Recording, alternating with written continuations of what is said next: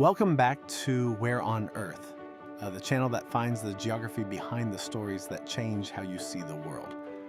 Here is a number that should genuinely stop you. In 1960, South Korea's GDP per capita was 79 US dollars. Not 79,000, not 7,900, just $79. Lower than many poor nations of the time. The country had survived a devastating war that killed millions and left cities in ruins. It had no oil, no major resources, and little industry. Yet today, South Korea's GDP per capita is over $33,000, a transformation of more than 400 times. South Korea became an entirely different country. It rose from poverty into a global technology powerhouse, a democracy, and a cultural giant. And it is not alone.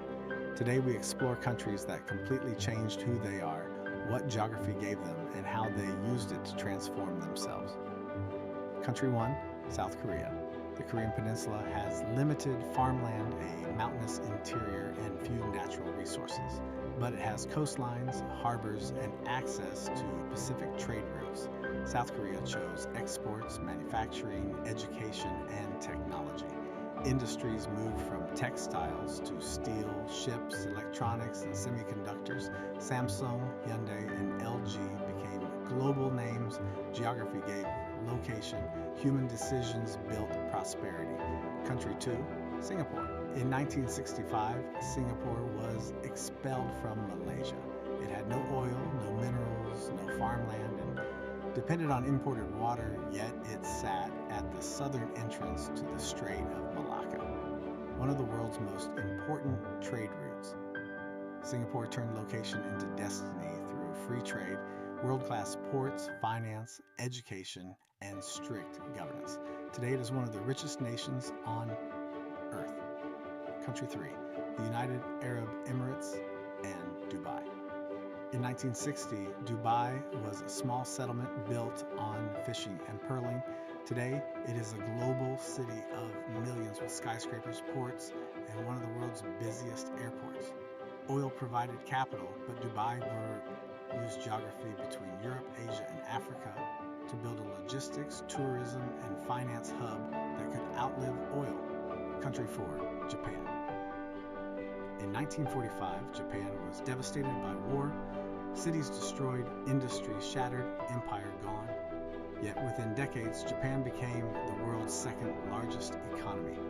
Its island geography offered natural harbors, maritime trade links, and strategic importance during the Cold War. Companies like Toyota, Sony, and Honda led an industrial miracle. Country 5, Rwanda. In 1994, Rwanda suffered genocide and state collapse. Yet, in the decades after, it rebuilt into one of Africa's cleanest and most efficiently governed states. Landlocked and hilly, Rwanda could not rely on ports or heavy manufacturing. Instead, it focused on services, governance, technology, and stability. Kigali became a symbol of post-conflict recovery. 5 countries, 5 starting points, 5 geographies. South Korea used coastline and education. Singapore used choke point location. Dubai used crossroads geography. Japan used island trade geography. Rwanda used governance in a landlocked region. What do they all share? Geography was not destiny, it was raw material. These countries changed themselves by understanding geography better than anyone else and building strategies around it. Subscribe to Where on Earth for weekly geography that shows why the world is the way it is, because the world looks very different when you understand the countries that refuse to be defined by where they started.